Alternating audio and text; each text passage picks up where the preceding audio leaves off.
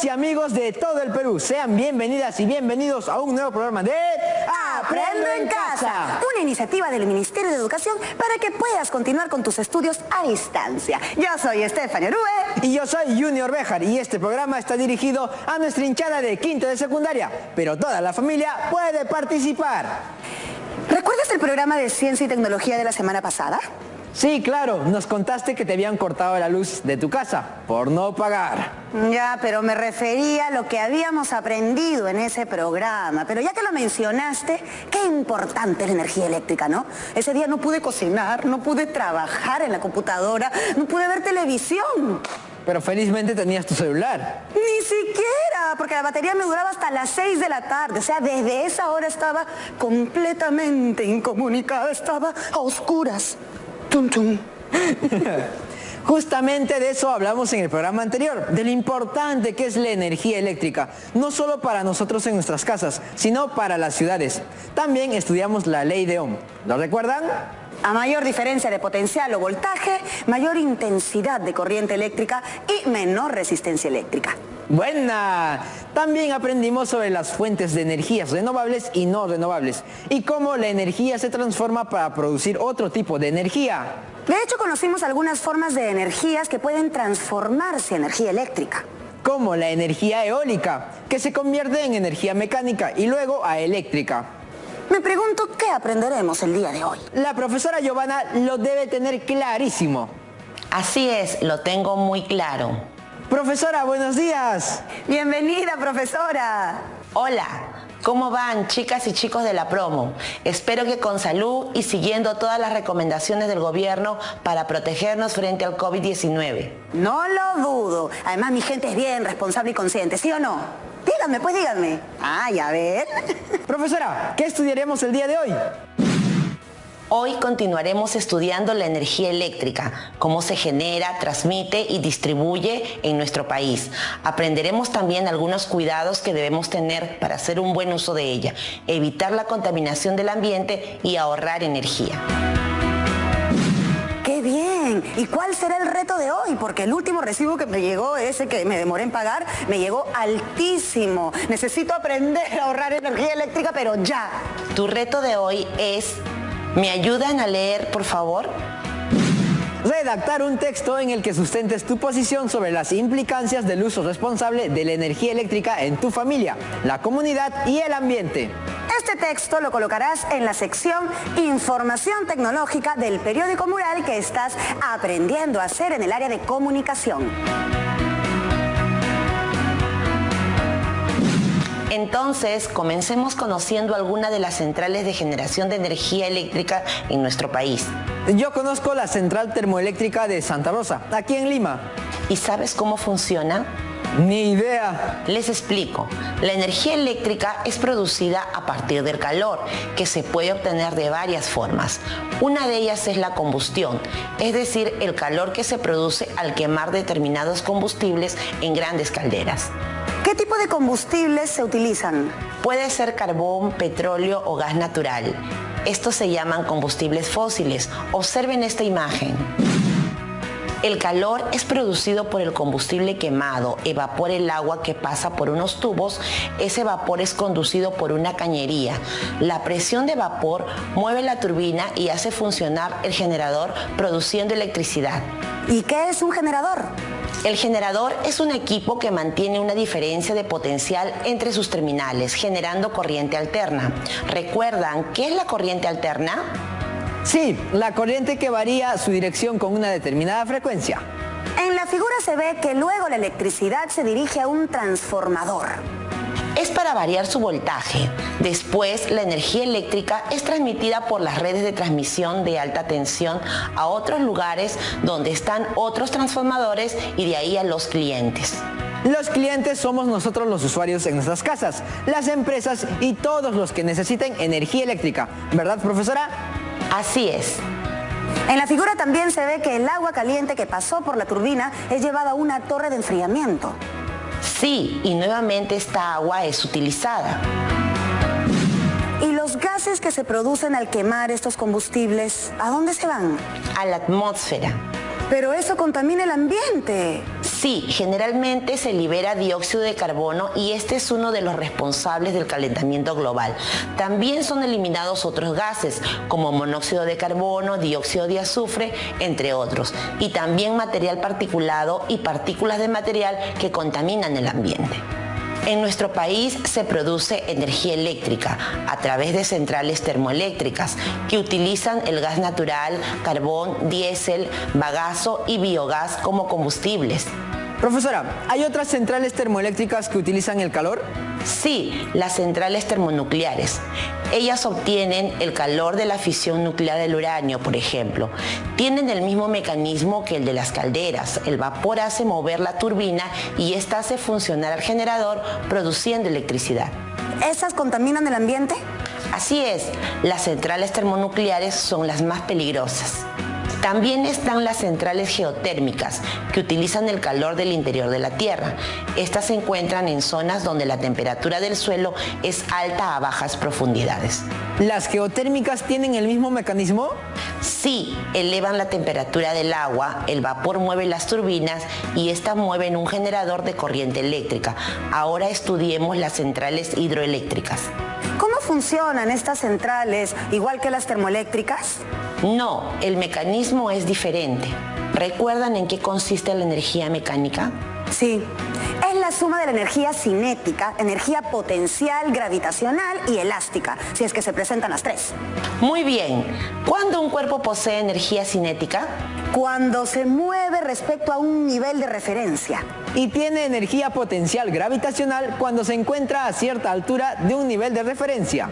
Correcto. Para generar energía eléctrica, las centrales hidroeléctricas hacen uso de los recursos hídricos. Los ríos, lagos y lagunas. Exacto. Observen esta imagen. Todo empieza en los embalses, que se encuentran a grandes alturas. Ahí se almacena el agua de los recursos hídricos mencionados. ¿Y cómo llega el agua hasta ese lugar? A través de tuberías.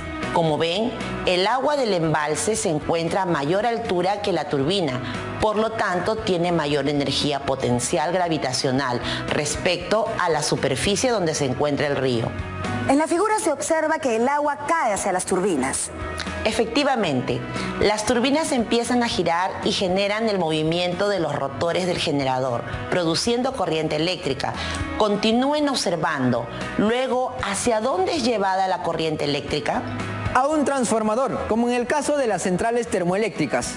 Así es. Y la razón es la misma. La corriente que produce el generador tiene bajo voltaje.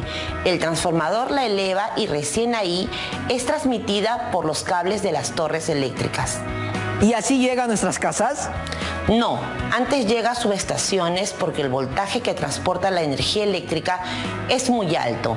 Ahí unos transformadores elevan o disminuyen el voltaje de la corriente eléctrica, terminando su recorrido en las empresas distribuidoras. ¿Y qué hacen estas empresas distribuidoras? Un ratito. Hay algo que no entiendo. ¿Por qué el transformador de las centrales hidroeléctricas eleva el voltaje si luego en las subestaciones lo van a volver a bajar? No tiene mucho sentido eso, ¿no? Porque la subestación transformadora tiene la función de establecer niveles de tensión adecuadas para la transmisión y distribución de energía eléctrica. Las subestaciones eléctricas elevadoras elevan la tensión hasta 132, 220 o incluso 440 kilovoltios antes de entregar a la red de transporte. Las subestaciones reductoras reducen el nivel de tensión generalmente hasta 10 y 66 kilovoltios y entregan la energía a la red de distribución. Posteriormente, los centros de transformación reducen la tensión hasta valores comerciales que usualmente son de 220 voltios.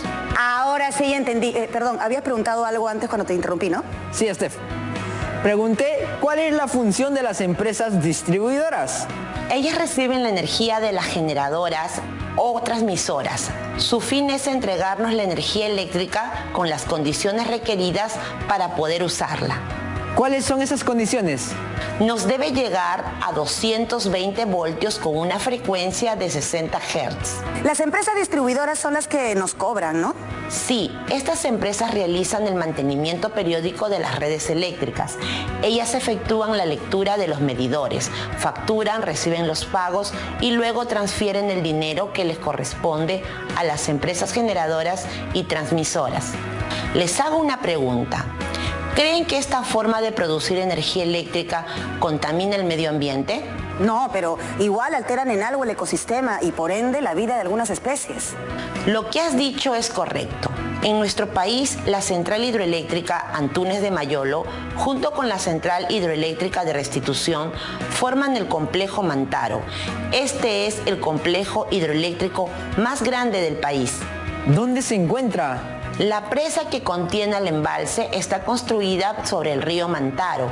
Se llama presa de Tablachaca. Se encuentra en Huancavelica a una altura aproximada de 2.566 metros sobre el nivel del mar. ¿Desde esa altura cae el agua a las turbinas? No, el agua del embalse es llevada 19 kilómetros más arriba por unos tubos y desde allí cae a las turbinas de la central hidroeléctrica Santiago Antunes de Mayolo. Después el agua pasa al rotor del generador produciendo corriente eléctrica con bajo voltaje. Luego el transformador eleva su voltaje. ¿Y a cuánto lo elevan más o menos? La energía eléctrica que se transmite es de alto voltaje. Puede ser de 66 kilovoltios, 220 kilovoltios. Puede llegar a ser 550 kilovoltios o más. Vaya que sí es alto, considerando que a nuestras casas solo llegan 220 voltios. Imagínate electrocutarte con 550 kilovoltios. ¡Me muero! Es por eso que pasan por subestaciones.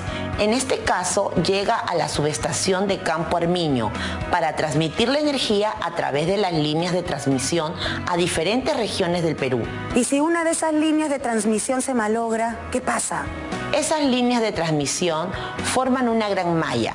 Todas están interconectadas. Si falla una, hay otras líneas que abastecerán de energía eléctrica. ¿Y qué pasa con la central hidroeléctrica de Restitución? El agua que pasa por las turbinas de la central hidroeléctrica Santiago Antunes de Mayolo es recogida y llevada por unos tubos a una zona más alta para luego dejarla caer y se realiza el mismo proceso con la central hidroeléctrica de Restitución. Así funcionan las dos juntas. ¿Y esta agua que pasó por las dos centrales hidroeléctricas, en dónde termina? Es de vuelta al río Mantaro. ¡Genial! Nuestro país, gracias a su geografía y recursos hídricos, cuenta con muchas centrales hidroeléctricas. Chacya en Huánuco, Quitarasca en Ancash, Cerro del Águila en Huancavelica, Huance en Lima, Ángel 1, 2 y 3 en Puno, entre otras. Hasta el momento hemos hablado de las centrales termoeléctricas y las centrales hidroeléctricas. Profesora, ¿qué otras formas de producir energía eléctrica se utilizan en el Perú? Utilizamos también la energía eólica, que se convierte en energía mecánica y esta en energía eléctrica, mediante los aerogeneradores o turbinas eólicas. En la figura se observa que los aerogeneradores están compuestos por un generador y 3 aspas. Así es, el movimiento de las aspas hace que se genere la corriente eléctrica. Luego, esta corriente es dirigida al transformador, después a las redes eléctricas de transmisión y de allí a las de distribución. ¿Es necesario que el viento vaya a cierta velocidad para que se genere la corriente eléctrica? La velocidad del viento debe ser mínimo de 4 metros por segundo aproximadamente, llegando a su máxima potencia a los 14 metros por segundo. ¿Y si el viento va más rápido? En ese caso es necesario sacar los aerogeneradores. En nuestro país tenemos las siguientes centrales eólicas: Guaira 1, Tres Hermanas y Marcona en Ica, el Parque Eólico Cupisnique en La Libertad y el Parque Eólico Talara en Piura. Esta forma de generar energía eléctrica tampoco es contaminante, pero también altera el ecosistema. Creo que esas son todas las formas en que generamos energía eléctrica en el Perú, ¿no, profesora? También tenemos centrales solares. ¡Wow! ¡Qué genial! ¿Y cómo funcionan? Para transformar la energía solar fotovoltaica a eléctrica se utiliza una celda de silicio capaz de liberar electrones. Estas celdas tienen dos capas de este material, las cuales al recibir la energía solar producen una corriente continua. Cuanto mayor sea la intensidad de la luz, mayor será el flujo de la electricidad. Correcto. Estoy viendo que luego de que la energía solar pasa por estas celdas, llega a un inversor, el cual cambia la corriente continua a corriente alterna. Luego pasa a las redes de transmisión de energía eléctrica y después a las redes de distribución para llegar a todas y todos nosotros. Exacto. ¿Esta forma de generar energía eléctrica contaminará al ambiente? No, esta es otra forma de mantener nuestro ambiente sin contaminación. ¿En qué parte del Perú se encuentran las centrales solares? Tenemos la Central Solar Intipampa, Rubí Solar Moquegua y Panamericana Solar en Moquegua, Majes y Repartición en Arequipa y Tacna Solar en Tacna. Qué bueno que nuestro país genere energía eléctrica considerando algunas fuentes de energía renovables y no produzca tanta contaminación. Pero bueno, sí ocasiona algunos cambios en la ecología, ¿no? ¿Y qué harían ustedes para minimizar esa contaminación? Se me ocurre que tratar de utilizar menos energía eléctrica. Y de manera más concreta, piensen en acciones que podrían realizar en sus actividades diarias. Apagar los focos cuando no necesites usarlos. Además, sería bueno que las actividades que realizamos por la tarde o noche las podamos hacer durante la mañana para aprovechar la luz visible. ¿No lo creen? Es una muy buena opción. El libro que estoy leyendo ahora por las noches lo voy a leer por las mañanas. Así ya no voy a encender el foco de mi lámpara y bueno, cuido mis ojos. También puedo evitar usar los electrodomésticos que usen una alta resistencia eléctrica. ¿Por qué? En el programa anterior analizamos la ley de Ohm y, por ejemplo, la plancha tiene una resistencia alta. Eso significa que tiene que pasar más tiempo para que reciba la energía que necesita para funcionar. Claro, eso quiere decir que va a consumir más potencia por hora y eso es lo que nos cobran. Muy bien, entonces debemos evitar equipos que consuman una alta potencia eléctrica, como cocinas eléctricas, hervidores eléctricos, termas eléctricas y hornos eléctricos. Y si los tenemos que usar, pues usarlos por poco tiempo, ¿no? Al final, el ahorro del consumo de energía eléctrica se transforma en ahorro de dinero. Y así disminuimos el nivel de contaminación de nuestro medio ambiente. Y de esa forma colaboramos con la salud de todas y todos los peruanos, porque tendremos una atmósfera más limpia y un suelo menos contaminado. Profesora, tenemos algunas preguntas que nos han enviado. La primera es de Martín de Arequipa. Él nos dice: hola, ¿las centrales hidroeléctricas generan siempre la misma cantidad de voltaje? El volumen del agua de los embalses puede variar. Por ejemplo, hay estaciones durante el año en que no llueve y el volumen del agua disminuye. Esto ocasiona fluctuaciones en el voltaje, por lo tanto, también en la energía eléctrica. Akemi de Lima nos ha enviado un audio con su pregunta. Muy buenos días. Mi pregunta es la siguiente. Si la energía eólica es una de las formas de generación de energía que menos contamina, ¿por qué se usa en menor medida que las centrales termoeléctricas?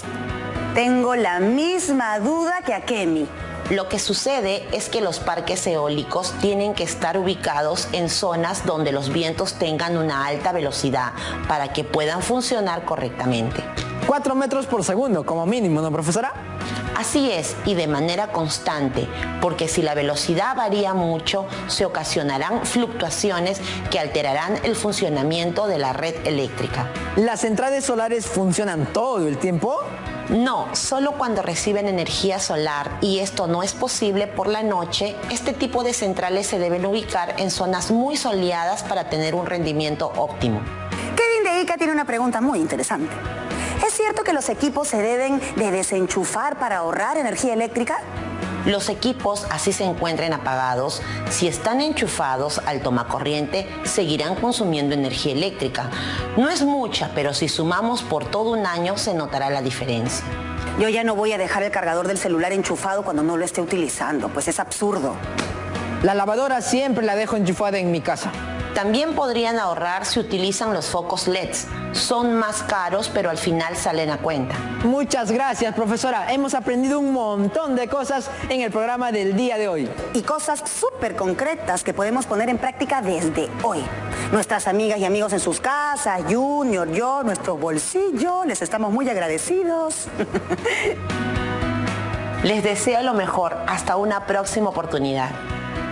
Tu reto de hoy es redactar un texto en el que sustentes tu posición sobre las implicancias del uso responsable de la energía eléctrica en tu familia, la comunidad y el ambiente.